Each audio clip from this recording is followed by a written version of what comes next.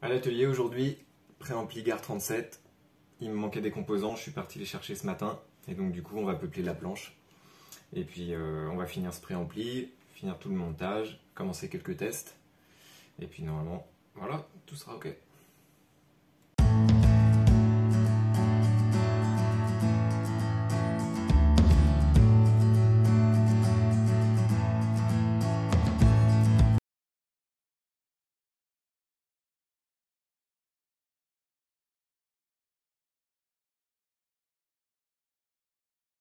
Alors là du coup en ce moment là, je suis sur le câblage du transfo. Et du coup, voilà les petits transfos clones de Marinair. Du coup ici, quand je viens de le mettre sur le circuit imprimé, là, je vous montre ça, c'est bien, ouf, paf, pif, voilà. Du coup j'ai créé une encoche un peu spéciale là, que j'imprime en 3D pour pouvoir bien tenir le transfo, quoi, parce que du coup il est soudé, voilà, il est soudé par les petites pattes là, ici, là. Hop. Et donc du coup après, bon bah voilà, il faut le tenir aussi à l'arrière. Et donc du coup, bah, je suis en train d'imprimer. J'ai lancé l'impression, tac tac tac. Et voilà la petite bestiole.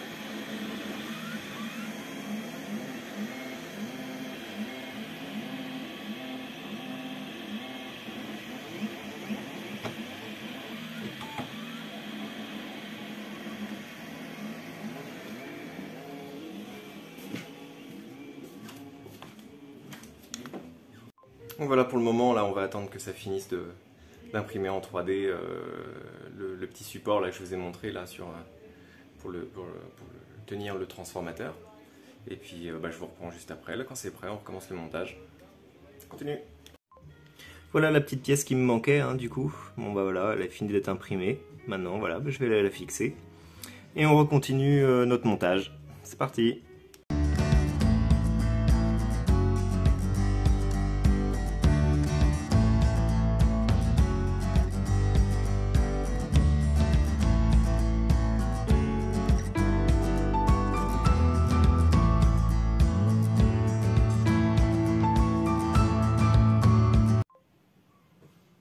Et voilà, maintenant le préampli, bah, il vient d'être monté à l'atelier.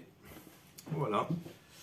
En format 500, du coup, voici le Gar 37, hein, vous connaissez peut-être depuis un moment. C'est la version MK2, celle-ci. Donc voilà, il y a eu des petites améliorations, surtout pour la forme un peu du préampli final, hein. Donc le Gar 37, qu'est-ce que c'est? Donc du coup, c'est un hommage au 1073, le préampli mythique Nive, hein, bien sûr. Et donc du coup, celui-ci, c'était une version beaucoup plus light, en fait, hein, du 1073. Hein.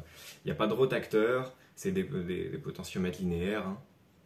Un potentiomètre pour le gain, le 48 volts, et un potentiomètre qui est situé après le transformateur de sortie. Vraiment intéressant comme petite option, celle-ci. Du coup, voilà, le 1073, on aime bien le rentrer dedans, vraiment assez fort, hein. C'est là où il va donner un petit peu de distorsion harmonique et voilà, faut rentrer un peu fort dans les transformateurs parce que 99% du son du 1073, ça vient vraiment des transfos d'entrée et de sortie, hein. Donc ici, on a des clones des Marinair Nive, hein, en entrée et sortie. Et l'électronique un peu vintage aussi, hein, c'est des condensateurs au tantal, et on a du styroflex, des belles résistances Vichet.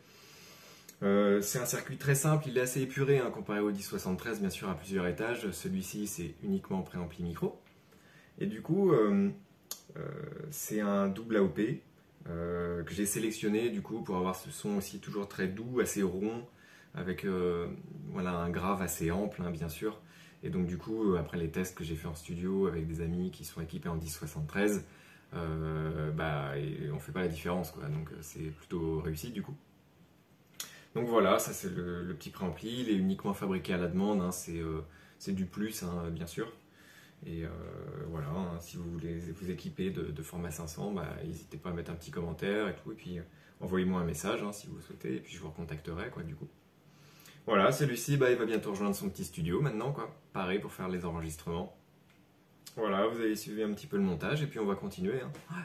Je continuerai à faire d'autres vidéos, peut-être, je sais pas si je fais par projet ou tout ce qui s'est passé dans le mois ou dans les semaines, quoi. Donc du coup, j'ai investi un petit peu de matos là dans un petit stabilisateur pour le téléphone Pour le son, c'est pas de bol pour moi, mais du coup là j'utilise que le micro de mon téléphone. Je sais pas encore trop quoi mettre comme matériel. Je voulais pas prendre de caméra, de trucs, je voulais pas que ce soit trop gros. Du coup, je vais regarder peut-être si je peux mettre un petit microphone USB qui soit un peu mieux ou quelque chose comme ça. Et puis, ou alors bon, hein, c'est quelque chose qui pourra s'améliorer dans le futur, quoi. Mais déjà, le petit stabilisateur, voilà, ça permet de faire des petits montages cool, quoi. Donc, de faire des vues un peu sympas, quoi. Et bah écoutez, on va continuer, hein. Bonne journée à vous. Allez, à bientôt.